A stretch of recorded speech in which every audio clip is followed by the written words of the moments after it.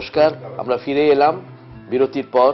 আমাদের সঙ্গে রয়েছেন আজকে সুনীল গঙ্গোপাধ্যায়। তার সঙ্গে আমরা পূর্ব মুহূর্তে বিবেকানন্দ এবং নিবেদিতার সম্পর্ক নিয়ে আলোচনা করছিলাম।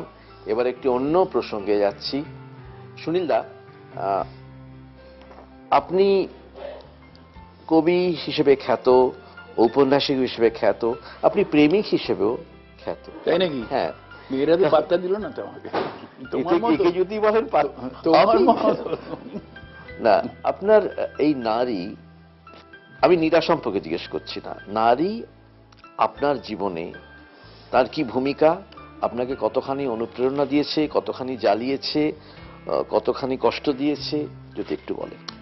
না, আমার খুব সৌভাগ্য যে আমার প্রথম জীবন থেকেই যে দু একটি মেয়ের সঙ্গে পরিচয় বা একটু একটু ঘনিষ্ঠতা হয়েছে, তারা খুব সাহিত্যের ভক্ত ছিল, বুঝছো?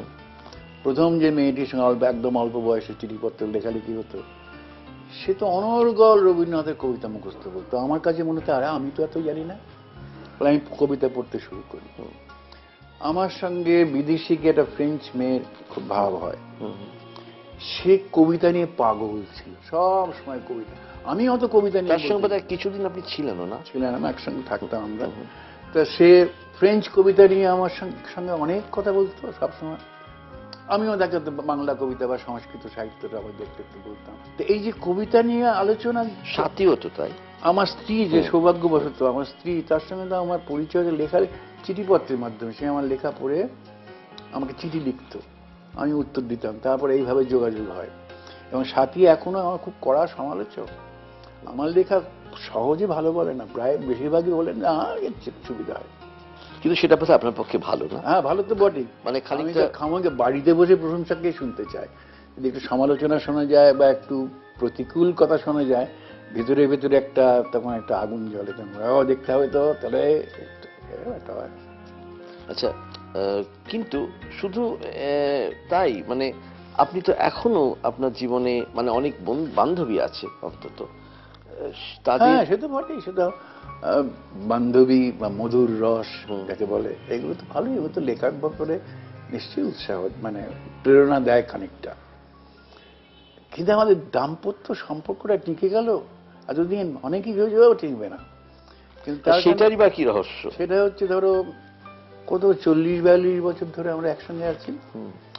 অনেকবার হয়েছে যেহেতু মানে ঝগড়াঝাটি যেমন স্বামী স্ত্রীর মধ্যে হয়, কখনো বিচ্ছেদের কথা ভেবেছেন? তো মানে অন্তত 140 বার বলেছে তোমায় ডিভোর্স করবো।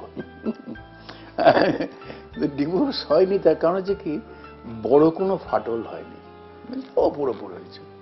ভেতরে ভেতরে কোনো একটা বড় ফাটল বা তিক্ততা কখনো হয়নি, যা হয়েছে কদিন বাদে মিটে গেছে। সুতরাং আর সাথে একটু কুইক টেম্পার, ডিভোর্স করবো, আমি চলে যাবো, আমি অমুক করবো। মানে এইটার কারণ কি কোনো নারী? না, কারণ হতে পারে নারী, হতে পারে আমি আগে তো একটু বেশি বহিমেন ছিলাম, রাত্রিরে বাড়ি ফিরতাম না, তার মানে কোনো খারাপ জায়গায় থাকতাম তা নয়। মদ্যপান হতে পারে, বেশি মদ্যপান, অমুক তমুক, বা হঠাৎ বাইরে চলে, মানে নির্ভর করা যায় না, বাইরে চলে যেত, একা একা থাকতে খারাপ লাগতো। আগে তো একা ঘরে থাকতেই পারতো না, ভূতের ভয় পেত। এখন পারে, এখন অভ্যস্ত হয়ে গেছে। তা এইসব নানান কারণে, কিন্তু ওই বললাম কোনো ফাটল হয়নি, ফাটল হয়নি, আর তিক্ততা হয়নি না। কিন্তু বয়সের সঙ্গে সঙ্গে দাম্পত্য সম্পর্কটা টিকিয়ে রাখা একটা রহস্য আমি সবাইকে বলে দিচ্ছি। সেটা হচ্ছে স্বামী স্ত্রীর মধ্যে একটা ইয়ার্কির সম্পর্ক রাখতে হয়। হ্যাঁ, এই তুই করা, মজা করা, অমুক করা, এই সমস্ত করলে কিন্তু থেকে যায়। বেশি সিরিয়াস হওয়া ভালো না। সেটা আপনার মধ্যে আছে না? আপনাদের দুজনের আমি তাই এখনো ইয়ার্কিটা হয়। আর একটা জিনিস সাথীকে করতে হয়নি বা আমি দিইনি, বলেছি যে ওই খাতায় বসে সারা মাসে কি খরচ হলো হিসেব লিখতে হবে না।